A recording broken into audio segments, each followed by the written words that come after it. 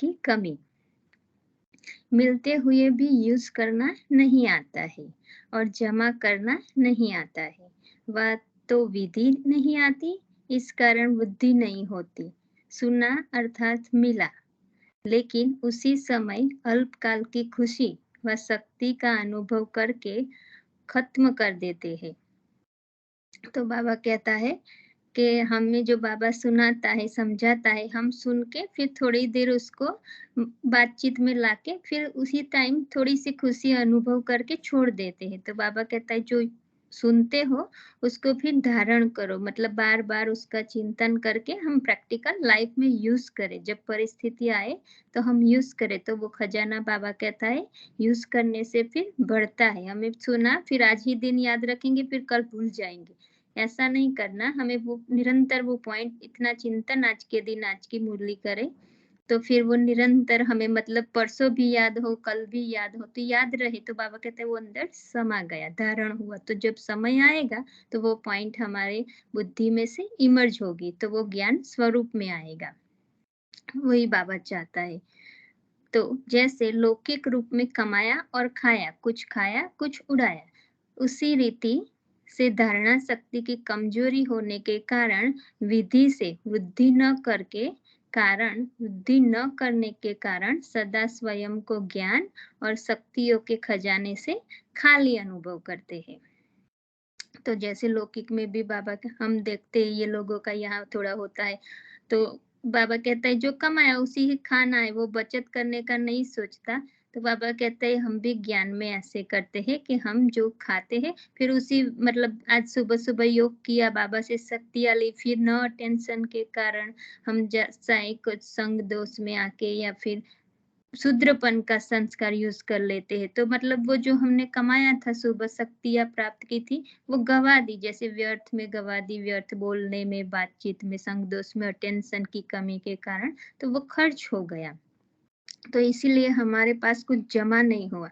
इसीलिए बाबा चाहता है कि हम योग भी करें, इकट्ठी शक्तियाँ, ज्ञान, चिंतन करें और फिर उसको खर्च ना हो जाए, वो अटेंशन रखे। खर्च माना व्यर्थ में ना चलाए, हमें यूज़ तो करना है। जब समय आए, परिस्थिति आए तो हमें वो ज्ञान याद आए, वो हमें यूज़ करना है, वो चिंतन से होगा। जब हम अंदर ही अंदर ज्ञान का चिंतन करेंगे, तो जब परिस्थिति आएगी तो हमें वो पॉइंट बाबा की याद आएँगी, तो फिर हमारा उस टाइम व्यर्थ नहीं चलेगा।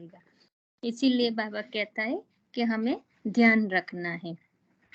इसलिए निरंतर शक्तिशाली, ओके एक लाइन शायद छूट गई।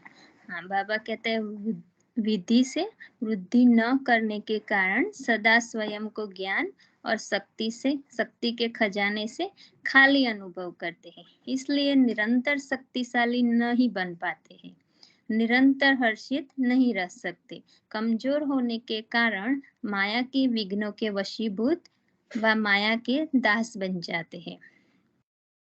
तो हमने इकट्ठा वो ज्ञान नहीं किया होगा, तो फिर हम पुराना संस्कार यूज कर लेंगे, शूद्रपने का, रावण का। तो बाबा कहते हैं उस समय फिर हम माया के दास बन जाते हैं, उदास बन जाते हैं। साथ साथ अन्य आत्माओं को संपन्न देखते हुए स्वयं उदास हो जाते हैं। मतलब हमें कोई देखने में आता है कि वो अच्छा पुरुषार्थ है, करता है, आगे बढ़, तो फिर हम उसको देख के भी हम कंपेयर करते हैं कि मेरी तो ऐसी स्थिति है नहीं, हम तो इतने आगे है नहीं। तो फिर बाबा कहते हैं उसी पॉइंट को सोच के फिर उदास भी बन जाते हैं।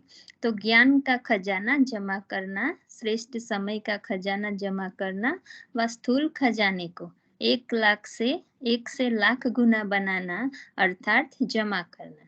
इन सब खजानों को जमा करने का मुख्य साधन है स्वच्छ अर्थात हमारी बुद्धि और सच्ची दिल। तो बाबा कहता है इस सब खजाने हमें जमा करने की विधि क्या है, तो स्वच्छ होना चाहिए, हमें बहुत क्लीन होना चाहिए। तो बाबा कहते हैं बुद्धि भी हमारी क्लीन हो और फिर दिल भी बाबा से सच्ची हो, कुछ भी हमें छुपाना नहीं है। जैसे बाबा ने आज कहा ना साकार मुरली में कि बच्चे अगर गलती हो जाए तो हमें क्षमा का संस्कार बनाना है, मैनर्स बनाना है। बाबा कहता है आई एम सॉरी कहो, उसमें देह अभिमान नहीं आना चाहिए। तो बाबा कहते हैं हमारी बुद्धि सच्ची दिल और फिर बुद्धि भी क्लीन। प्योर बुद्धि का आधार है बुद्धि द्वारा बाप को जान, बुद्धि को भी बाप के आगे समर्पण कर देना। मतलब मन बुद्धि से हमें ये रहे कि मैंने कुछ नहीं किया, बाबा ने करवाया। जो भी दिव्य बुद्धि, गुण, शरीर जो भी मिला है सब कुछ बाबा की देन है, बाबा ने दिया है। तो फिर हमें उसमें देह बांधना है, अभिमानना है। समर्पण करना अर्थात मेरापन मिटाना। बाबा को बुद्धि समर्पण कर दी, मतलब फिर हमें ये न लगे कि मुझे ये ख्याल आया, मुझे ये संकल्प आया, मैंने किया, मुझे इतना अच्छा आता है।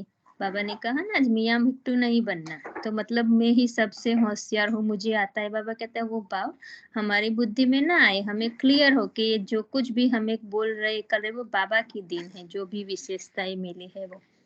तो ऐसे बुद्धि को समर्पण किया है। शूद्रपन की बुद्धि समर्पण करना अर्थात देना। तो देने के साथ दिव्य बुद्धि का लेना है, देना ही लेना है।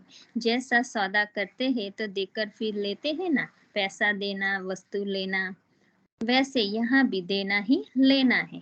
पहले सब कुछ देना है। कैसे? शुभ संकल्प द्वारा। तो अभी बाबा हमें सिखा रहे हैं कि हमें समर्पण बुद्धि कैसे बनना है, कैसे हमें समर्पित होना है। परसों भी बाबा ने कहा था ना कि प्रवृत्ति में रहते हुए भी समर्पित, वरदान में। तो ओम शांति। तो फिर बाबा कहता है कि हमें शुभ संकल्प ही, दृढ़ संकल्प, शुभ संकल्प करना है। सब कुछ बाप का, मेरा नहीं। मेरा का अधिकार छोड़ना, मेरापन का अधिकार छोड़ना, इसी को ही समर्पण कहा जाता है। तो कहीं मैंपन ना है, क्योंकि हम जो भी दुखी परेशान होते हैं उसके पीछे कहीं ना कहीं मेरा और मैं छुपा हुआ होता है। तो बाबा कहता है उसी को ही छोड़ देना, वो है सच्चा समर्पण। इसी को ही नष्टो महास्तेज कहा जाता है। स्मृति स्वरूप न होने के कारण व व्यर्थ संकल्प चलने का कारण, उदास व दास बनने का कारण मेरेपन से नष्टो मोह नहीं है। तो मेरेपन का विस्तार बहुत है। बाप दादा भी सारा दिन सभी बच्चे का विशेष देन की चतुराई का खेल देखते रहते हैं। अभी अभी देंगे, अभी अभी फिर वापस ले लेंगे। तो बाबा कहता है अभी अभी संकल्प में किया कि ये बाबा का है, बाबा को दे दिया, फिर कुछ भान देह भान आता है तो समझ लेते कि मेरा है, ये कहीं ऐसा ना हो जाए, कहीं गुम ना हो जाए। तो बाबा कहता है अभी अभी दिया और फिर अभी अभी वापस ले लिया। अभी अभी मुख से कहेंगे मेरा कुछ नहीं, लेकिन मनसा में अधिकार रखा हुआ है। अधिकार अर्थात लगाव। तो वही बाबा समझाते कि अभी हम कहते हैं कि ये मेरा बच्चा बाबा का बच्चा है, राइट। फिर उसको कुछ हो जाता है या फिर कुछ हम करते हैं, कुछ आ जाता है, तो हमें तुरंत वो अंदर डर सा उत्पन्न होता है कि इसके पास कुछ गलत ना हो जाए, राइट। तो वो लगाव है।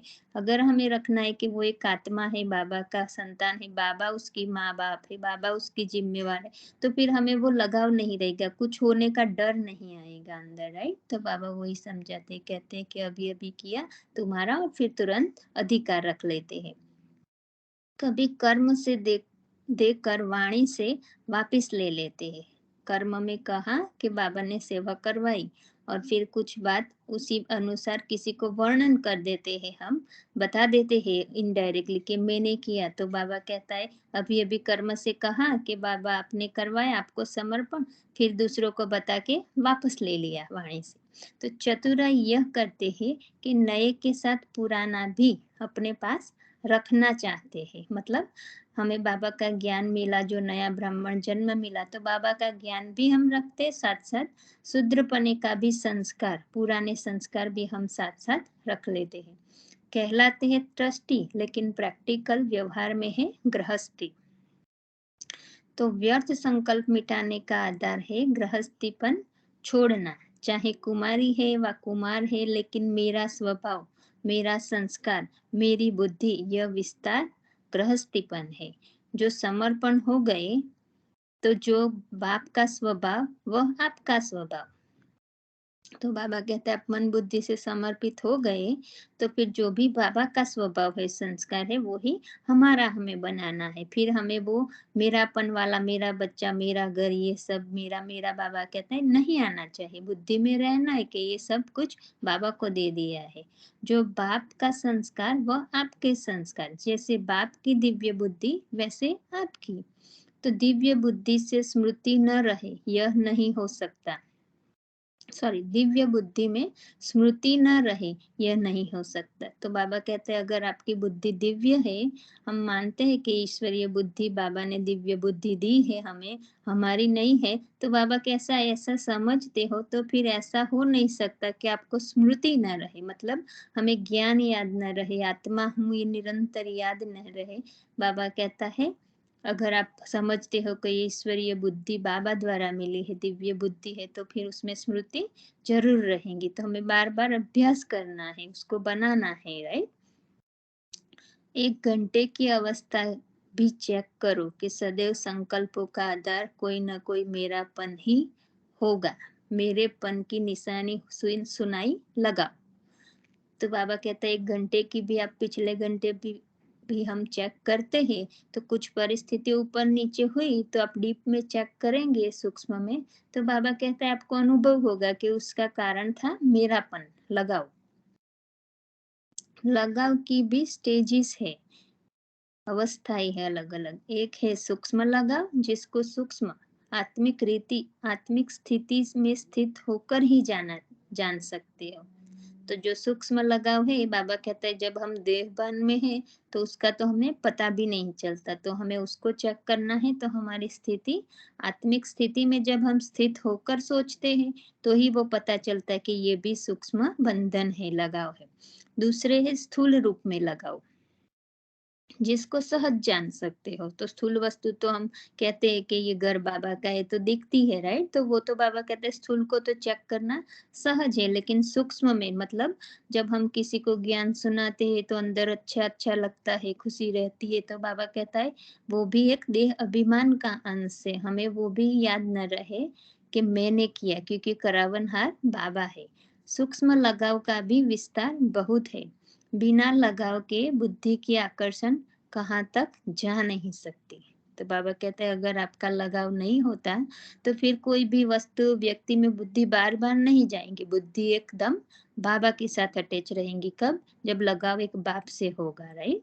नहीं तो फिर हमारी बुद्धि, जहाँ मन बुद्धि बार बार जाते हैं तो हमें समझना है कि ये यहाँ आकर्षण है, लगाव है। वह बुद्धि का झुकाव वहां जा नहीं सकता। अगर बुद्धि में लगाव नहीं होगा तो बाबा कहता है बुद्धि का झुकाव वहां जा नहीं सकता। तो लगाव की चेकिंग हुई, झुकाव चाहे संकल्प में हो, वाणी में हो, कर्म में हो, संबंध में हो, संपर्क में हो, न चाहते हुए भी समय उस तरफ लगेगा जरूर। तो बाबा कहता है अगर लगाव होगा तो हम फिर बार बार उसके बारे में सोचेंगे तो व्यर्थ संकल्प भी चलेगा, मतलब समय हमारा वेस्ट हुआ, लगा वहां, समय हमारा गया। तो बाबा कहता है समय तरफ लगेगा जरूर। इस कारण व्यर्थ संकल्प का मूल कारण है लगाव। इसको चेक करो। जिन बातों को आप नहीं जानते हो वह भी व्यर्थ संकल्पों के रूप में डिस्टर्ब करती है, दखल करती है। तो बाबा कहते हैं हम नहीं चाहते कि हम याद में बैठे तो हमें कोई व्यर्थ चले। बाबा कहता है न चाहते हुए भी वो व्यर्थ आता है। इसका भी कारण पुराने स्वभाव और संस्कार में मेरेपन की कमी है। बाबा अब रिजल्ट बता रहे कि ऐसा क्यों होता है, व्यर्थ क्यों चलता है। तो बाबा कहता है उसका कारण भी है हमारा पुराना संस्कार, पुराना स्वभाव। जब तक मेरा स्वभाव, मेरा संस्कार है तो वह खींचेंगे। मतलब हम जब जब हम कहते हैं ये मेरा तो स्वभाव ही ऐसा है, मेरा संस्कार ही, तो बाबा कहते हैं जब मेरा मेरा कहते हैं तो वो तो फिर अधिकार रखेगा ही रावण का संस्कार। तो इसीलिए हमें कभी भी हमारी कमी को भी नहीं कहनी कि मेरी है ये, मेरा संस्कार है, ऐसा नहीं बोलना। बाबा का है, रावण का है, ऐसा ही यूज करना। अच्छा हो तो बाबा का, कोई गलत चीज है तो बोलनी है कि ये माया की है, मध्य की है, मेरे नहीं। मेरे तो आदि अनादि संस्कार है, राइट। अनादि संस्कार परम धाम वाले और फिर आदि देवताई संस्कार मेरे हैं। जैसे मेरी रचना, रचता को खींचती है, वैसे मेरा स्वभाव संस्कार रूपी रचना आत्मा रचता को अपनी तरफ खींचेंगे। तो बाबा कहता है रचना होती है तो रचयिता को खींचती है। तो बाबा यहाँ कहता है जब हम कहते हैं मेरे स्वभाव मेरे संस्कार, तो हमें रचा ना हो, वो हमने ही बनाए हैं, मेरा काम रचना रचता है। तो बाबा कहते हैं फिर वो रचना आपको खींचेगी जरूर, मेरा नहीं। यह शूद्रपन का संस्कार है, शूद्रपन के संस्कार को मेरा कहना यह महापाप है, चोरी भी है और ठगी भी है। शूद्रों की चीज अगर ब्राह्मण चोरी करते अर्थात मेरा कहते तो यह महापाप हुआ। और बाबा यह सब कुछ आपका है ऐसे कहकर फिर मेरा कहना यह भी ठगी है।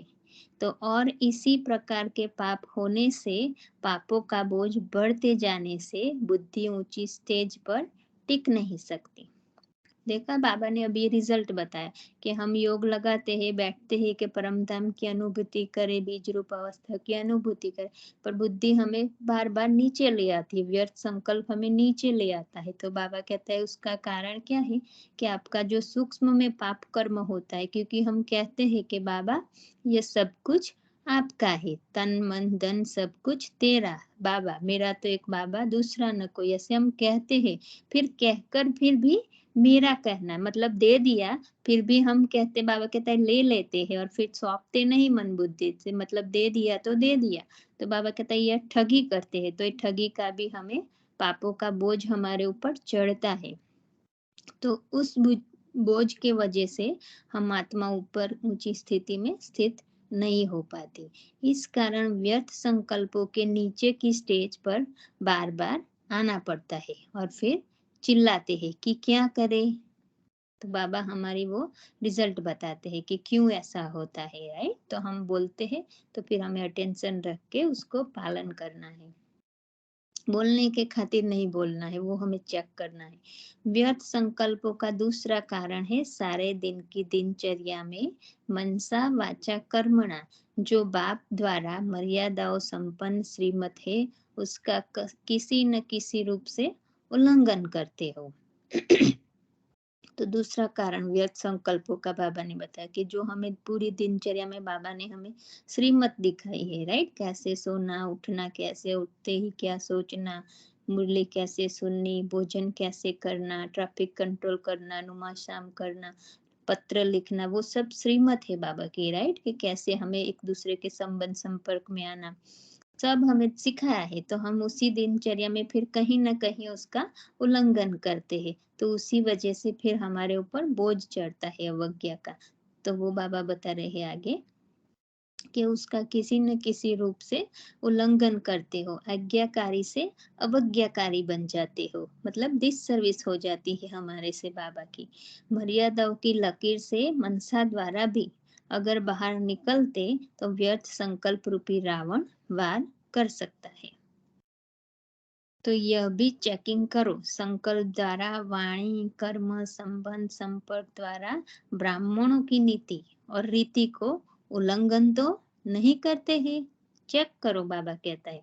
इसी कारण फिर हमारा योग नहीं लगता, अवज्ञा हमारे से न हो, वो हमें संकल्पों पे कर्म पर अटेंशन रखना है। अवश्य कोई नीति व रीति मिस है, गुम है, तब बुद्धि में व्यर्थ संकल्प मिश्रित होते हैं। तो बाबा कहता है जब अवज्ञा हुई, नीति व रीति में मिस हुई, कोई भी बाबा की श्रीमत का हमने उल्लंघन किया है, तभी बाबा कहता है व्यर्थ संकल्प मिक्स हो जाते हैं। समझा दूसरा कारण। इसलिए चेकिंग अच्छी तरह होनी चाहिए। तो आज भी बाबा ने हमें साकार मुरली में भी वही अटेंशन देना है, राइट। बाबा कहता है संग दोष की संभाल रखो, अगर हमारा संग ऐसा होगा तो बाबा कहता है फिर बाप को बोलकर विकर्म करते रहेंगे, पाप हो जाएगा। तो संग हमें सिर्फ फिजिकली नहीं सोचना है कि कौन हमारे साथ है व्यक्ति या वो, पर हमारा मन का संकल्प वो कौन सा है, वो हमें संग देखना है कि मन में क्या चल रहा है, हमारा संकल्पों का संग कैसा है, शुद्ध संकल्प है या साधारण है या व्यर्थ है, तो वो हमारा संग हमें चेक करना है। फिर बाबा कहता है बाबा की याद बनी रहेगी। अगर हमें बुद्धि में ज्ञान शुद्ध श्रेष्ठ स्वमान होगा तो हमारे से पाप कर्म कम रहेंगे, नहीं होते कम होते जाएंगे। तो सारा दिन बाप द्वारा जो शुद्ध प्रवृत्ति मिली हुई, ओके आई थिंक एक लाइन रह गई, तब व्यर्थ संकल्पों की निवृत्ति हो सकती। हाँ, बाबा कहता है इसलिए अच्छी तरह चेकिंग होनी चाहिए, तब व्यर्थ संकल्पों की निवृत्ति हो सकती है। सारा दिन बाप द्वारा जो शुद्ध प्रवृत्ति मिली हुई है, बुद्धि की प्रवृत्ति है शुद्ध संकल्प। अब बाबा बता रहे हैं हमें कि कैसे हमें दिनचर्या में बुद्धि को कैसे अप्लाई करना है, वाणी को कैसे, वो सब बाबा डिटेल में बता रहे हैं। तो बाबा कहते हैं हमारी प्रवृत्ति कौन सी है? बुद्धि की। तो बुद्धि की प्रवृत्ति है शुद्ध श्रेष्ठ संकल्प करना। वाणी की प्रवृत्ति है जो बाप द्वारा सुना वह दूसरों को सुनाना, मतलब हमारे में मुख से केवल ज्ञान रतन ही निकले, पत्थर न निकले। बाबा कहते हैं वाणी की प्रवृत्ति है जो बाप द्वारा सुना वही सुनाना। कर्म की प्रवृत्ति है कर्म योगी बनकर हर कर्म करना, मतलब हम जब भी कर्म करें तो हमें निरंतर कोई न कोई स्मृति स्वमान बाबा की याद, कुछ न कुछ बाबा का ज्ञान याद रहे, राइट। उसी अनुसार जैसे मैं और बाबा कंबाइन होकर काम कर रहे हैं, या बाबा मेरा साथी है, बाबा करा रहा है, मैं निमित्त हूँ, कोई न कोई अच्छी स्वमान से हमें कर्म करना है, कर्म योगी बनकर। तो कर्म करना, कमल समान न्यारा और प्यारा बन रहना। अगर बाबा ने कहा ना किसी से लगाव ना हो, तो किसी से भी हमें कर्म करते हुए भी किसी की तरफ आकर्षण, ना कर्म हमें आकर्षित करे, ना व्यक्ति आकर्षित करे, ना उसका परिणाम रिजल्ट हमें आकर्षित करे। तो कमल समान न्यारा और प्यारा बन रहना, हर कर्म द्वारा बाप के श्रेष्ठ कार्य को प्रत्यक्ष करना। आज भी बाबा ने वरदान में कहा ना कि आपका चेहरा और चलन प्रत्यक्षता बाबा की कराई, जैसे सेवा केंद्र है हमारा चेहरा, तो बाबा कहते हैं हमारा श्रेष्ठ कार्यों से प्रत्यक्षता बाबा की हो, श्रेष्ठ कार्य को प्रत्यक्ष करना तथा हर कर्म चरित्र रूप से करना, चतुराई नहीं लेकिन चरित्र। बाबा कहता है चतुराई नहीं करनी है, चरित्र, वह भी दिव्य चरित्र। संपर्क में प्रवृत्ति, अभी बाबा संपर्क में कैसी प्रवृत्ति अपनानी है, तो बाबा कहता है संपर्क में प्रवृत्ति है निमित्त, स्वयं संपर्क में आते, किसी से भी हम संपर्क में आते हैं, बात करते हैं, तो बाबा कहते हैं निमित्त में आत्मा, निमित्त समझ के संपर्क में आने, संपर्क में आते सदा सर्व का जो बाप है उसको, उससे संपर्क कराना। हाँ, तो मतलब बाबा कहते हैं जब भी हम किसी से संपर्क में आते हैं तो हम में आत्मा निमित्त, और वो भी सामने वाली आत्मा बाबा का बच्चा है, उसी अनुसार हम बात करेंगे तो उसकी भी बुद्धि बाबा की तरफ लगेगी। तो बाबा कहता है उसको भी बाबा का संपर्क कराना है, बाबा का ज्ञान देना है, बाबा का परिचय कराना है। तो उससे बाबा का जो सर्व का बाप है उससे संपर्क कराना, मतलब भगवान से उसको मिला देना। तब ऐसी पवित्र प्रवृत्ति में बिजी रहने से व्यर्थ संकल्पों से निवृत्ति होगी। वह लोग कहते हैं प्रवृत्ति से निवृत्ति, जो सन्यासी होते हैं वो बाबा कहता है प्रवृत्ति को छोड़कर चले जाते हैं, प्रवृत्ति से निवृत्त हो जाते हैं। और बाप क्या कहते हैं? बाबा कहते हैं पवित्र प्रवृत्ति से ही निवृत्ति हो, मतलब हमें जो स्थूल में घर में रहते हुए भी किसी को छोड़ना नहीं है, लेकिन निवृत्ति मन बुद्धि से हमें व्यक्ति वैभव से, मतलब हमें निवृत्त होना है और हमें बाप से कनेक्ट रहना है। रहना सभी के साथ है, लेकिन फिजिकली रहना है, पर मन बुद्धि से बाबा के साथ रहना है। गृहस्थी अलग है, उनको गृहस्थी नहीं कहेंगे, पवित्र प्रवृत्ति को ट्रस्टी कहेंगे, न कि गृहस्थी। तो समझा, निवृत्ति का आधार प्रवृत्ति, पवित्र प्रवृत्ति है।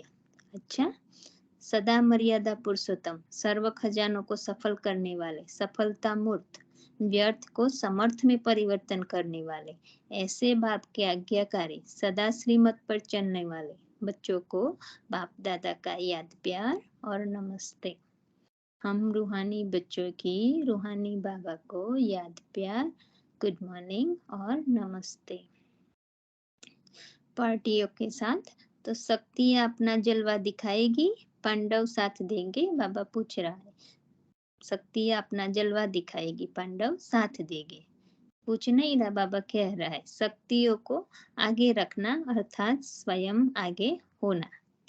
उन्हों को आगे रखने से आपका नाम बाला हो जाएगा। तो बाबा पांडवों को कह रहे हैं कि जब आप शक्तियों को आगे रखेंगे, उसको साथ देंगे, तो आपका नाम तो स्वतः ही बाला हो जाएगा।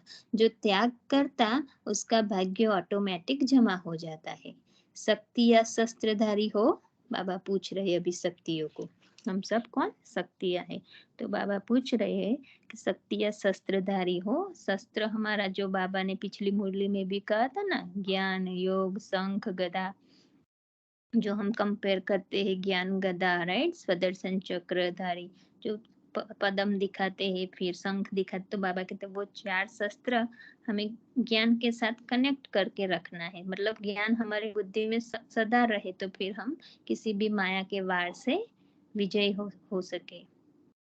शस्त्र से थक तो नहीं जाती, शस्त्रधारी शक्तियों का ही पूजन होता है। तो बाबा पूछ रहे कैसे शस्त्र, मतलब कोई सूक्ष्म स्थूल शस्त्र, हमें हथियार नहीं उठाने, पर बाबा कहते हैं जो हमने बाबा ने सीखा है ज्ञान शस्त्र, राइट, ड्रामा का शस्त्र। तो बाबा कहते हैं रख कर थक तो नहीं जाती हो, शस्त्रधारी शक्तियों का ही पूजन होता है। शक्तियों के हाथ में दिखाते हैं ना मंदिरों में, मूर्तियों में, कि हमेशा वो शस्त्र हाथ में दिखाते हैं। तो बाबा पूछ रहे कि उस जो शस्त्रधारी होंगे, मतलब जो यहाँ ज्ञान का जो बाबा ने सूक्ष्म शस्त्र बताया है उसको साथ रखेंगे, तभी वो पूजन योग्य बनेंगे। तो शस्त्रधारी शक्तियों का ही पूजन होता है। तो आप सभी पूज्य हो, आप सभी पूज्य हो। पूज्य अर्थात शस्त्रधारी। अगर किसी भी समय शस्त्र छोड़ देती हो तो उस समय पूज्य नहीं, शक्ति रूप नहीं, तो कमजोर हो। कमजोर की पूजा नहीं होती। पूज्य अर्थात सदा पूज्य, ऐसे नहीं कभी पूज्य कभी कमजोर। तो बाबा कहता है हमें निरंतर शस्त्रधारी बनना है, ज्ञान अलंकारी बनना है। अगर बाबा कहता है कभी कमजोर हो जाते, कभी शक्ति स्वरूप बन जाते, तो बाबा कहता है ऐसे कभी पूजा नहीं होती। पूजा हमेशा हमेशा सदा होती है। पूज्य अर्थात सदा पूज्य, ऐसे नहीं कभी पूज्य कभी कमजोर। तो शस्त्र सदा कायम रखते हैं। जब अपने को गृहस्थी समझेंगे तब गृहस्थी का जाल होता है। गृहस्थी बनना अर्थात जाल में फंसना।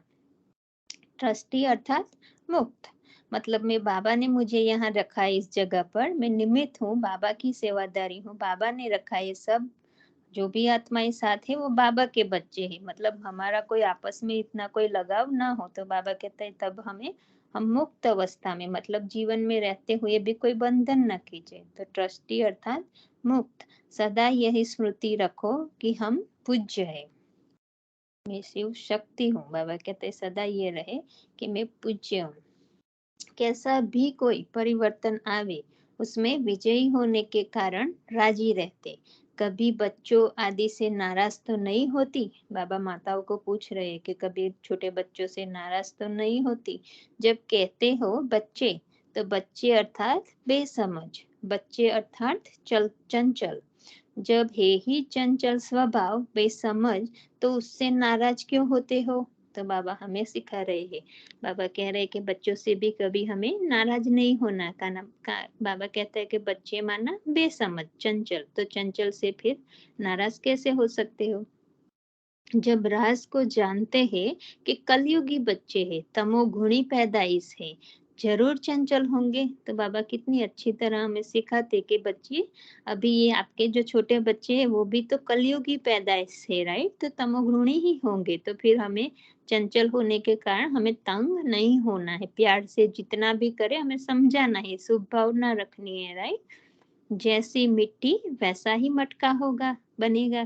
कितनी अच्छी बात बाबा ने सिखाई। बाबा कहता है जैसी मिट्टी वैसा ही मटका बनेगा। मिट्टी गर्म है तो पानी ठंडा हो, पानी ठंडा हो, यह कैसे हो सकता है। तो बाबा कितना एग्जाम्पल देकर अच्छी तरह हमें समझाते कि बच्चे, अगर मिट्टी गर्म हो, उसी मिट्टी से हमें मटका बनाया हो, तो फिर उसमें हम आशा रखे कि पानी ठंडा हो। पहले तो बनाते थे ना, मटके में ही पानी पीते थे, राइट, इंडिया में सभी को पता होगा। तो बाबा कहता है जैसी मिट्टी वैसा ही मटका बनेगा। तो आप इच्छो कि मटका गरम मिट्टी से बना हुआ और उसमें हम रखे कि ठंडा ठंडा पानी हो, तो ये कैसे हो सकता है? तो नाराज होना अर्थात ज्ञानवान नहीं। मतलब हमें बाबा सिखा रहे कि हमें बच्चों से भी कभी तंग नहीं होना, नाराज नहीं होना। राज को नहीं जानते तभी हम नाराज बनते हैं। अगर युक्त होकर उन्हें शिक्षा दो तो वह भी परिवर्तन हो जाएंगे। मतलब हम आत्मिक स्वरूप में स्थित होके शुभ भावना से आत्मा समझ के बाबा जैसे आत्माओं को ज्ञान प्यार देता है, तो उसी अनुसार हम बाबा के साथ कंबाइन होके आत्मा देखकर अगर कुछ कहेंगे, शिक्षा देंगे, तो बाबा कहता है वो जरूर परिवर्तन हो जाएंगे। नाराज नहीं होना है। सारा दिन संकल्प, बोल और कर्म बाप के याद और सेवा में ही लगते हैं। हर संकल्प बाप के याद व सेवा। हर संकल्प हमारा एक एक संकल्प याद के आधार से हो या सेवा बाबा के आधार। ऐसे ही